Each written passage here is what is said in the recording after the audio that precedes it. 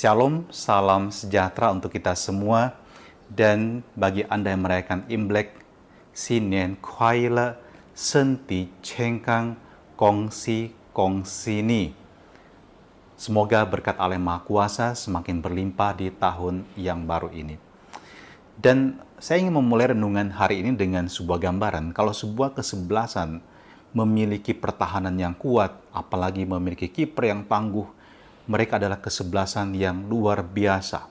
Mereka tidak mudah dikalahkan oleh musuh. Dan kita lihat bagaimana Argentina juga menjadi juara dunia karena mereka memiliki kiper yang hebat ketika adu penalti. Kalau hidup kita ibarat sebuah pertandingan, apa yang membuat kita tangguh? Apa yang membuat pertahanan Anda kuat? Jawabannya adalah, pertama, Anda miliki Roh Kudus dalam hidup Anda. Anda miliki Tuhan dalam hidup Anda. Dan kuasa Roh Allah inilah yang menjadi pelindung Anda yang utama. Bukan kata-kata yang kosong, tapi kata-kata ini adalah kebenaran Injili.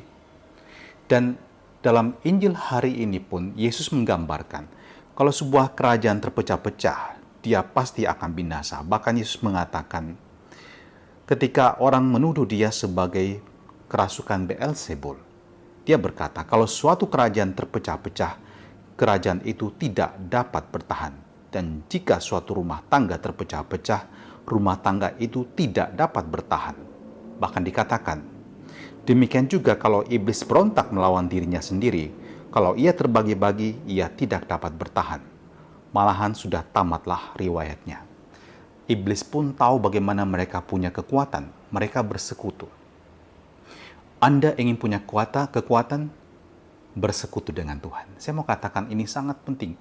Memulai hari dengan doa, berserah diri pada Tuhan. Memohon supaya kita dibungkus oleh darahnya yang Maha Kudus dan menjauhkan kita dari semua kekuatan yang jahat.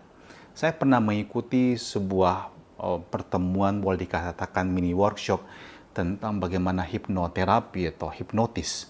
Dan waktu itu ada teman saya yang nampaknya orang yang mudah dihipnotis. Tapi kemudian sang trainer mengajarkan bagaimana doa dapat melindungi dari hipnotis. Dan setelah dia berdoa, jadi awalnya dalam percobaan pertama tanpa berdoa, dia mudah dihipnotis, tapi pada percobaan kedua, dia tidak lagi dapat dihipnotis. Anda bayangkan, ini kekuatan doa. Jadi jangan lupa berdoa. Anda butuh Roh Kudus yang melindungi Anda. Yang kedua adalah kekuatan kasih.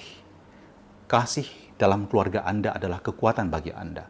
Saya tahu tantangan hidup kita berbeda-beda, tetapi ketika kasih itu ada dalam keluarga, kita dapat menghadapi berbagai macam ujian, bahkan pencobaan.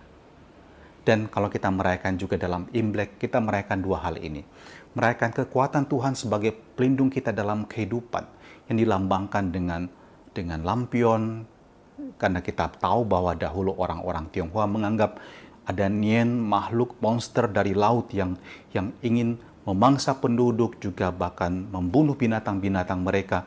Dan mereka menyalakan lentera, mereka menyalakan lampion, mereka menggunakan warna merah, semua itu simbol untuk mengusir yang jahat.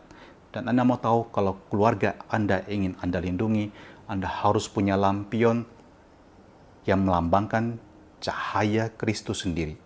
Apa itu?